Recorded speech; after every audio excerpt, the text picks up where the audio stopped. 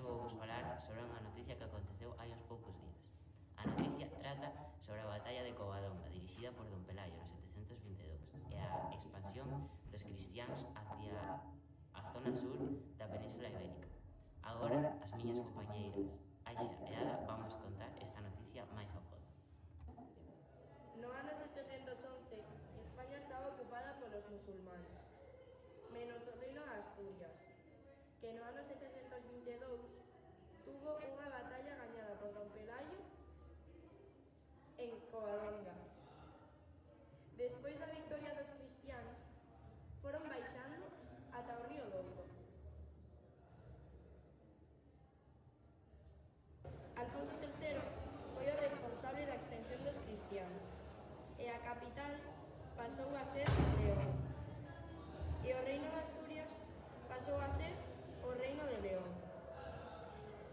Da conquista dos cristiáns orixinouse o reino de Castela, onde construíronse moitos castelos e conquistáronse cidades novas como o Porto e Zamora.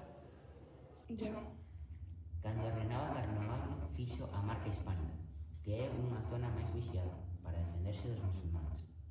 A zona dividiuse en 3 condados que dirixía un vasallo. Cando morre Carlomagno, os condes de Aragón e Pamplona converten o seu cargo en hereditario e desvincúlanse do reino franco. A finais do século IX, Guifredo o Peludo fixo o mesmo co condado catalán. Así naceron o reino de Pamplona, condados aragoneses e condados cataláns. No século X, Al-Rahman III independízase da autoridade religiosa de Bagdad e proclamouse califa.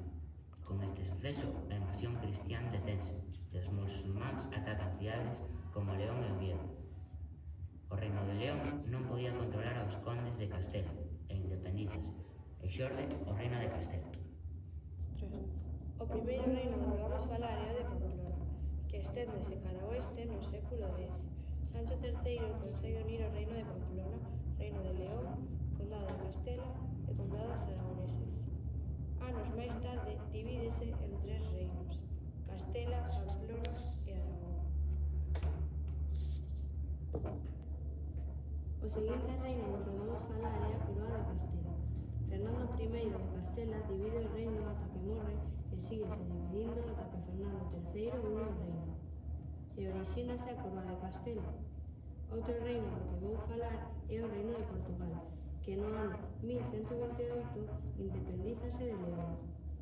Para rematar, vou falar dos 2 últimos reinos: o de Navarra, que quedou atrapado entre Castela e Aragón e non pode expandirse.